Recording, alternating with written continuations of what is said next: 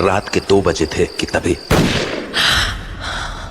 अभी श्रुति ने आंखें खोली ही थी कि हाँ, ये बालकनी का दरवाजा कौन खटखटा रहा है? श्रुति ने डरते डरते बालकनी का दरवाजा खोल दिया, पर बाहर कोई नहीं था। श्रुति को यह बात काफी अजीब लगी।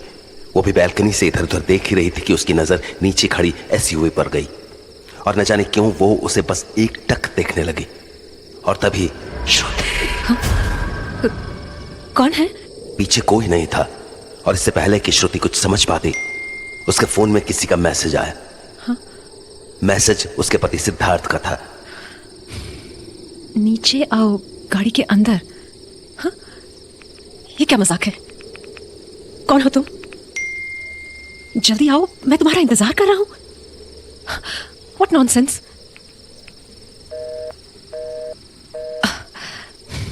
जब उस नंबर पर कॉल लगाने पर ठीक से आवाज नहीं आई तो श्रुति बिना कुछ सोचे समझे नीचे खड़ी एसयूवी के पास पहुंच गई, पर वहां कोई भी नहीं था। श्रुति अभी गाड़ी के सामने खड़ी होकर अंदर देख ही रही थी कि तभी उसे गाड़ी के शीशे में किसी आदमी का चेहरा दिखा। सिद्धार्थ? श्रुति पलटी तो उसके सामने उसका पति नहीं बल्कि घर का केयरटेकर खड़ा था। मेम साहब, आप यहाँ क्या कर रही हैं? वो भी इतनी रात को कहीं जा रही हैं क्या? अब नहीं, वो मुझे लगा कोई है। यहाँ कौन आएगा मेम साहब? वो भी इतनी रात को? हम तो कब से राउंड मार रहे हैं, हमको तो नहीं दिखा कोई। नहीं, वो एक्चुअली कोई था नहीं, बस मुझे लगा कि कोई है। मेम साहब, आप यहाँ पे सांप को ढूंढ रही थी क्या? क्या? अब ऐसा क्यों बोला आपने? क्योंकि आप पीछे पलटी तो आपने सांप का नाम लिया। मेम साहब, हाँ? आपको अपने आप को संभालना होगा, काहे कि ऐसे तो आपका मन कभी शांत नहीं रह पाएगा। साहब ने जिस तरह से गाड़ी में अपनी जान ली, उसका सदमा बर्दाश्त करना आसान नहीं है, हम जानते हैं, पर आपको संभालना होगा अपने आप को। मेम साहब, हाँ? जाइए घर में आराम कीजिए, बहुत रात हो गई है। अब हाँ, आप जाओ, मैं थोड़ी देर में चली जाऊंगी। पर मेम, मैंने कहा ना मैं चली जाऊंगी, आप जाओ प्लीज। जी। अजीब है, अगर यहाँ कोई है ही नहीं तो मुझे वो मैसेजेस किसने भेजे थे? चेक करती हूँ, क्या पता कोई और भी टेक्स्ट आया हो। हाँ, अरे ये मैसेजेस कहाँ गए? और ये कॉल डिटेल्स भी गायब है। पर मैंने तो कॉल लगाया था, तो फिर। श्रुति अभी अपना फोन चेक ही कर रही थी कि उसे अचानक कुछ याद आया और वो गाड़ी के अंदर जाकर बैठ गई। अंदर घुसते ही उसने गाड़ी का कंपार्टमेंट खोला जिसमें उसके पति का फोन रखा था, लेकिन उसके साथ वहां वो बंदूक भी रखी थी जिससे उसके पति ने अपनी जान ली थी।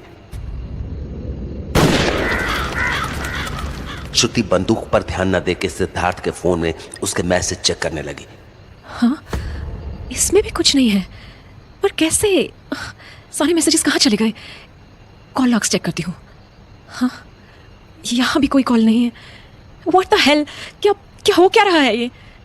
जब सिद्धार्थ के फोन में भी श्रुति को कोई मैसेज नहीं मिले तो वो उसके फोन में बस यूं ही पुराने फोटोज चेक करने लगी।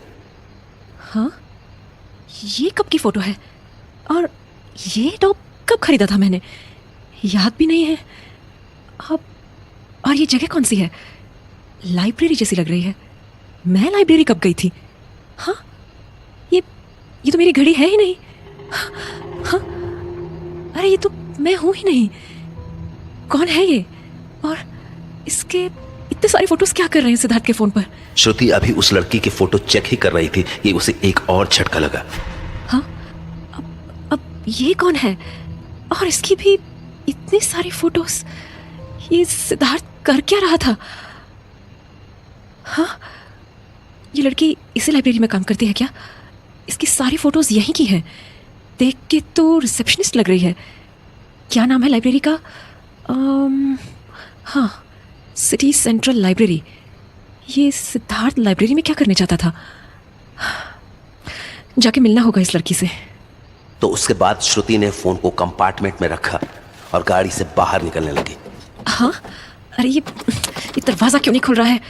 हाँ, लॉक कैसे हो गया ये?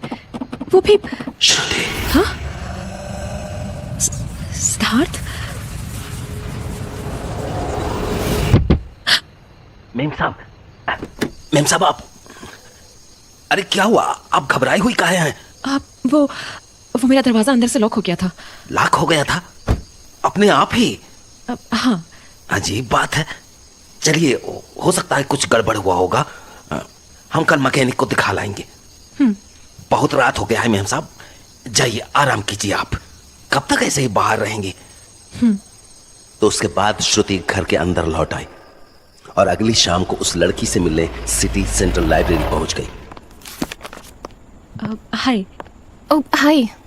I'm sorry, but it's closing time now. अब मुझे बुक्स नहीं चाहिए, बस कुछ सवाल पूछने हैं तुमसे। सवाल? सिद्धार्थ शर्मा को जानती हो तुम? हाँ? I'm sorry. आप कौन? मैं उनकी पत्नी हूँ, श्रुति शर्मा। अब मैम बोलने की जरूरत नहीं है, कस्टमर नहीं हूँ मैं तुम्हारी। अब बताओ, जानती हो उसे? देखिए, मैं उन्हें जानती तो हूँ, पर उतना भी अच्छे से नहीं। अच्छा, ये फोटोज देखना जरा, तुम ही हो ना ये? अब हाँ। फिर कैसे कह रही हो कि अच्छे से नहीं जानती हो? अब देखिए, आप जैसा सोच रही हैं वैसा बिल्कुल नहीं है। इनफैक्ट मैं तो उनसे मिली तक नहीं हूँ 1 महीने से। हाँ, वेल, मिल भी नहीं पाओगी अब। ही इज डेड। गोली मार ली उसने खुद को। What? यप। खैर, पॉइंट वो नहीं है, मुझे ये जानना है कि तुम लोगों के बीच क्या चल रहा था। सो रही थी तुम उसके साथ? What? No, of course not. फिर क्या? कुछ भी नहीं, हमारे बीच कुछ भी नहीं था।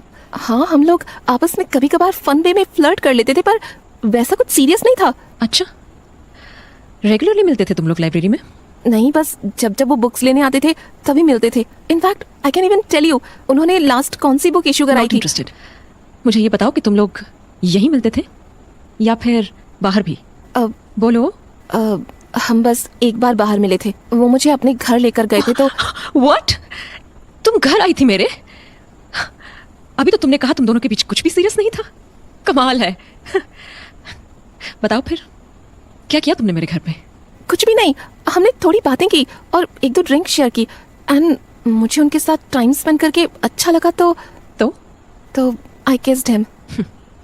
उन्होंने भी किस किया मुझे, पर फिर चीजें अजीब हो गईं। व्हाट डू यू मीन अजीब? मतलब हम किस तो कर रहे थे, पर फिर पता नहीं क्यों वो मेरा गला दबाने लगे। व्हाट? हाँ, शुरू में तो मैंने कुछ नहीं कहा, पर जब मुझे काफी दर्द होने लगा तो मैंने उन्हें रोक दिया, लेकिन फिर वो बहुत अपसेट से हो गए। मुझे लगा मेरे ना कहने के कारण वो ऐसे बिहेव कर रहे हैं, बिकॉज मे बी उन्हें ये सब करना ऐसे रफ स्टाइल में पसंद था। No no, not possible. 14 साल से जानती थी उसको मैं, वो वैसा नहीं था।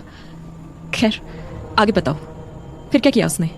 कुछ भी नहीं, वो बहुत देर तक सर झुकाकर एक ही बात बोले जा रहे थे, कुछ काम नहीं कर रहा है, कुछ नहीं, आई कांट स्टॉप इट। क्या काम नहीं कर रहा? और किसे रोकने की बात कर रहा था वो? पता नहीं, उन्होंने उसके बाद ज्यादा बातें नहीं की और मुझे घर ड्रॉप कर दिया। घर ड्रॉप करते हुए जब मैंने उनसे दोबारा सॉरी कहा तो उन्होंने बोला गलती मेरी नहीं उनकी थी, और अब उन्हें समझ आ गया था कि उन्हें क्या करना है। He said he needs to end it now. मुझे उस वक्त तो उनकी बात समझ नहीं आई, पर अब लग रहा है शायद वो उस दिन बहुत गिल्टी फील कर रहे थे because he was cheating on you, और मे बी इसीलिए उन्होंने अपनी जान ले ली। उसे चीट करना होता तो सो चुका होता तुम्हारे साथ। बात कुछ और है। अब पर क्या? और वो ऐसे खुद की जान क्यों लेंगे? वही तो पता लगाना है। एनीवे, तुम्हें लाइब्रेरी बंद करनी है, राइट? हाँ। बंद करो और चलो मेरे साथ। कहाँ? मेरे घर। हाँ? अरे घबराओ मत, जान से नहीं मारूंगी तुम्हें। बस कुछ सवाल है मन में जिन्हें ढूंढने में मुझे तुम्हारी मदद चाहिए। और वैसे भी तुमने ही कहा ना सिद्धार्थ ने तुम्हारी बुक नहीं लौटाई है, तो वो भी ले लेना। निशा पहले तो हिचकिचाई, पर फिर न जाने क्यों वो श्रुति को मना नहीं कर पाई और उसके साथ उसके घर जाने के लिए निकल पड़ी। अभी गाड़ी थोड़ी ही दूर बढ़ी थी कि श्रुति बोली, अभी तुम क्या कह रही थी कि सिद्धार्थ ने गिल्ट में आकर अपनी जान ले ली होगी? अब मैं वो तुम्हारे सामने वाले कंपार्टमेंट में एक पेपर पे कुछ लिखा है, एक बार पढ़ना उसे। अब ओके। उस कमरे में कोई है, पर वो तुम्हारे पीछे नहीं आएगा। ये क्या है? सिद्धार्थ का सुसाइड नोट। इसे पढ़ के लगता है कि उसने गिल्ट में आके सुसाइड किया है। नहीं, मुझे इसका मतलब भी समझ में नहीं आ रहा है। समझना आसान भी नहीं है, मुझे भी बहुत वक्त लगा था, पर फिर थोड़ा थोड़ा समझ में आने लगा। क्या? बताती हूँ, पर उससे पहले एक कहानी सुनाती हूँ तुम्हें। मेरी कहानी। 4 साल पहले मेरा एक बहुत ही बुरा एक्सीडेंट हुआ था। इतना बुरा कि मेरे दिल ने 13 मिनट तक धड़कना बंद कर दिया था। Basically I was dead. पर फिर थैंक्स टू द डॉक्टर्स मैं जिंदा बच गई। ये ऐसे भी कह सकती हो कि वापस जिंदा हो गई। उस एक्सीडेंट के बाद जब मैं ठीक हुई तो मुझसे लोग बार बार एक ही सवाल करते थे कि उन 13 मिनटों में मुझे आखिर कैसा महसूस हुआ, और मैं सबको यही बताती कि मैंने अपने आप को एक कमरे की चौखट के बाहर खड़े देखा था। कमरा? कैसा कमरा? पता नहीं, उस कमरे में अंधेरे के सिवाय कुछ भी नहीं था। खैर, उस एक्सीडेंट के बाद से मेरे साथ अजीब चीजें होने लगी, जैसे रात को डरावने सपने आना या किसी की आवाज सुनाई देना। जब मैंने ये बातें सिद्धार्थ को बताई तो उसने यही कहा कि मे बी मुझे उस एक्सीडेंट से गहरा सदमा लगा है और शायद इसीलिए मेरे मन में ऐसी इमेजिनेशंस चलती रहती हैं। उसने सजेस्ट किया कि अगर हम इस बारे में खुलकर बात करेंगे तो शायद ये प्रॉब्लम सोल्व हो जाए। बट हम जब भी बात करने बैठते थे एक ही सवाल पर आकर अटक जाया करते। कौन सा सवाल? यही कि जिस कमरे की चौखट पर मैंने खुद को खड़ा देखा था, उस कमरे में आखिर था क्या? क्योंकि सिद्धार्थ कभी मेरी बात मानता ही नहीं था कि मैंने उस कमरे में सिर्फ अंधेरा देखा था। शायद उसको हमेशा लगता था कि उस कमरे में अंधेरे के सिवाय भी कोई था। खैर, ना मैंने अपनी जिद छोड़ी और ना ही उसने। And now he is dead. So अब तो डिबेट भी नहीं कर सकती उसके साथ। बट एनीवे, पॉइंट ये है कि मेरी इस कहानी को सुनने के बाद अगर तुम उस सुसाइड नोट को वापस पढ़ोगी तो शायद तुम्हें भी बात थोड़ी बहुत समझ में आने लगेगी, राइट? अब उस कमरे में कोई है पर वो तुम्हारे पीछे नहीं आएगा। तो सिद्धार्थ इस नोट में उस कमरे की बात कर रहे हैं जो आपने उस वक्त देखा था? शायद। यू नो, मैंने ये बात आपको पहले नहीं बताई बिकॉज मुझे रेलेवेंट नहीं लगी, पर आपकी कहानी सुनने के बाद आई फील ये भी इन सभी से कनेक्ट हो सकता है। एक्चुअली जब तक मैं सिद्धार्थ से लाइब्रेरी में मिलती रही तब तक तो सब ठीक था, पर जब मैं उनसे आपके घर पे मिली उसके बाद से मुझे भी अजीब से सपने आने लगे। I don't know what it means but it was weird. और सच कहूँ तो मुझे तो आपके घर में भी अजीब सी वाइब्स आई थी, जैसे वहाँ किसी और की भी प्रेजेंस हो। इसलिए भी मैं आपके घर जाने से हिचकिचा रही थी क्योंकि मुझे वो घर काफी अजीब सा लगा था। ये लो, आ गया वो अजीब घर। हाँ, पर मैं तो यहाँ कभी आई ही नहीं। व्हाट? हाँ, हम तो इस सामने वाले पुल को क्रॉस करके उस घर पे गए थे। पर पुल के उस पार तो बस जंगल है। आर यू श्योर तुम यही पुल क्रॉस करके गई थी? Yes yes, I am sure, वो घर जंगल के अंदर ही था। तो निशा के कहने पर श्रुति ने गाड़ी पुल की ओर मोड़ दी और कुछ ही देर में वो जंगल वाले घर के सामने खड़े थे। मुझे पता भी नहीं था कि यहाँ कोई घर है। सिद्धार्थ तुम्हें यही लाया था, राइट? अब हाँ, पर तब ये घर जला हुआ नहीं था। पता नहीं सिद्धार्थ ने मुझे इस घर के बारे में क्यों नहीं बताया। इतना कह के श्रुति घर के अंदर चली गई और उसके पीछे पीछे निशा भी। अंदर घर की दीवारें आग के कारण काली पड़ चुकी थी। तभी श्रुति ने कुछ नोटिस किया। ये घर तो बहुत हद तक मेरे ही घर जैसा है। हाँ, और ये कमरे के बीचों बीच गुड़िया क्यों टंगी है? ये सिद्धार्थ यहाँ क्या कर रहा था? जब तुम यहाँ आई थी तभी ये गुड़िया यहीं टंगी थी क्या?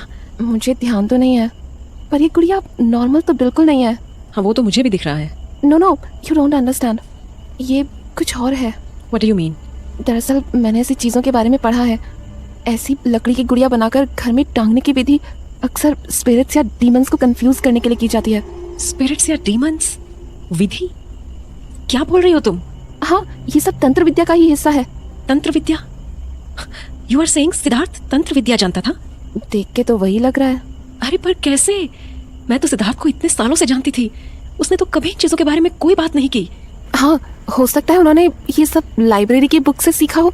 हाँ, सिद्धार्थ लाइब्रेरी से इन सब चीजों से रिलेटेड बुक्स लेकर जाता था। हाँ, पर वो हमेशा उन्हें लौटाते हुए ये कहते थे कि वो उनके मतलब की नहीं है। इनफैक्ट अब तक एक ही बुक है जो उन्होंने नहीं लौटाई, अघोर शास्त्र। मैंने उनसे लौटाने को कहा भी था तो ही सेड बहुत दिनों बाद कुछ काम का मिला है, कुछ दिन में लौटाऊंगा। लाइब्रेरी में तुम उसी बुक की बात कर रही थी? हाँ। उसके बाद वो दोनों वहां ज्यादा देर नहीं रुके और पुल पार करके इस ओर चले आए। पर अभी श्रुति ने गाड़ी रोकी ही थी कि केयरटेकर खिड़की के पास आ गया। अरे मेम साहब, आप वहां जंगल में क्या करने गई थी? वो जगह ठीक नहीं है। न जाने कौन कौन से जंगली जानवर घूमते हैं उधर, कहीं कुछ हो जाता तो। इतना परेशान होने की जरूरत नहीं है, मैं ठीक हूँ। और निशा, अबाउट दैट बुक, मैं तुम्हें वो बुक बाद में लौटाती हूँ।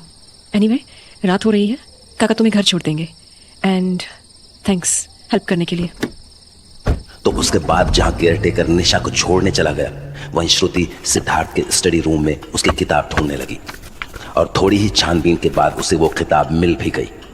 अघोर शास्त्र पाठ 7 मृत्यु को भ्रमित करने की विधि।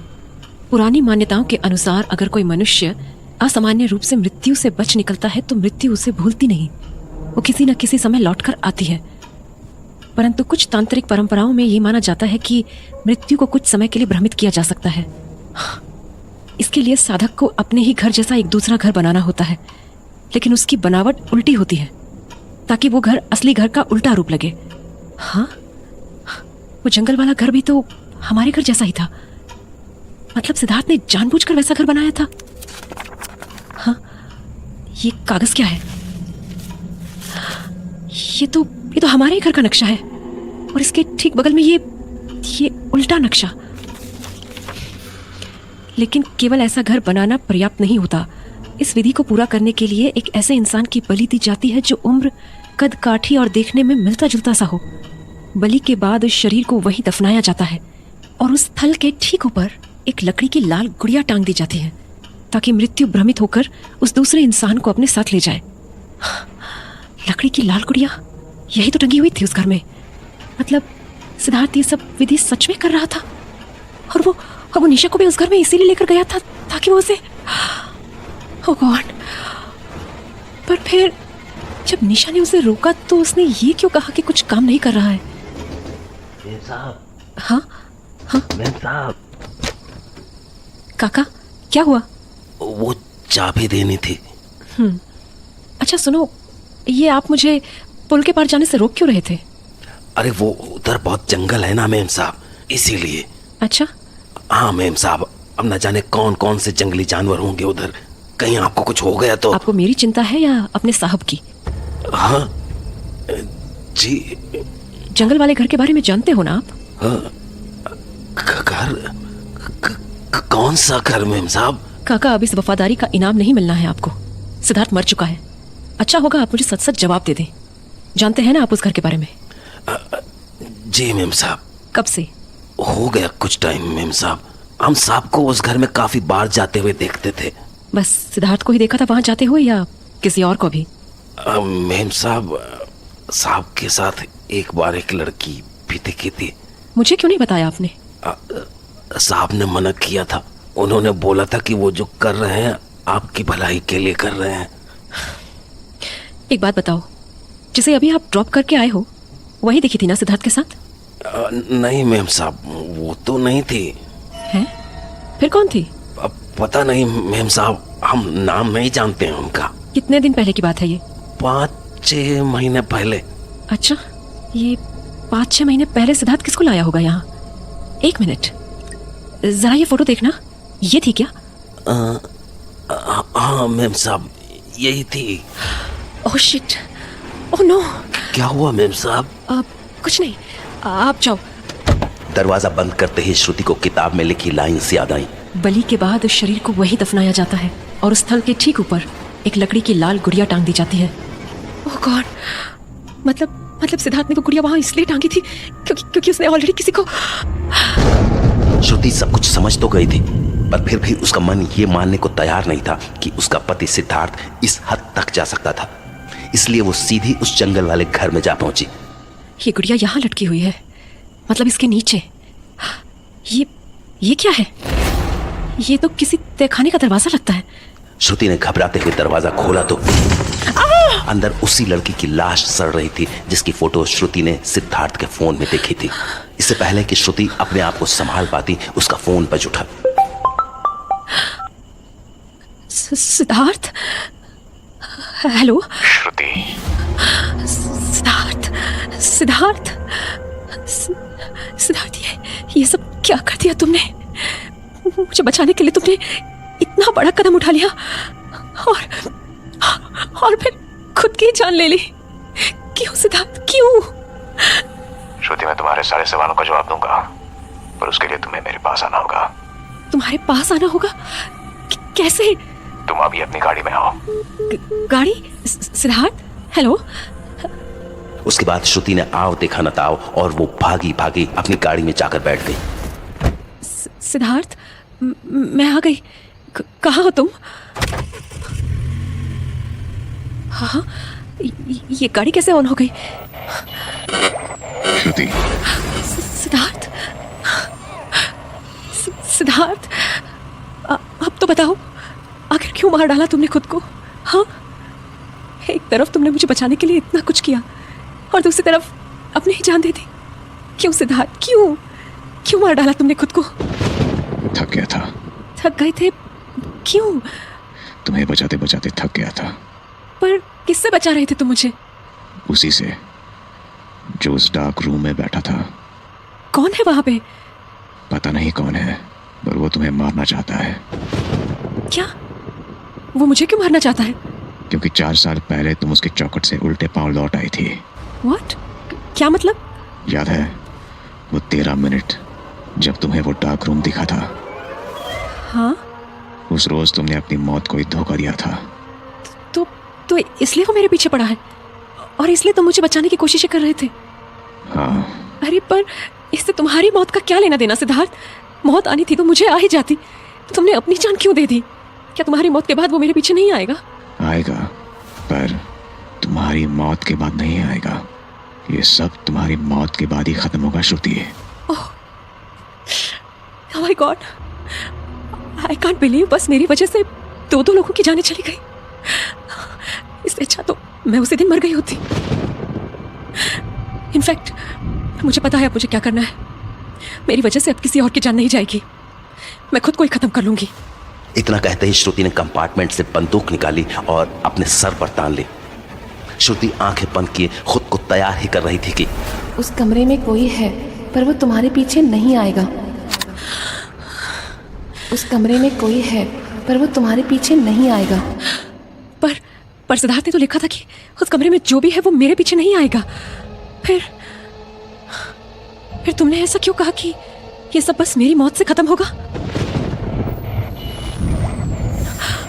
नहीं, तुम सिद्धार्थ नहीं हो। तुम सिद्धार्थ नहीं हो सकते।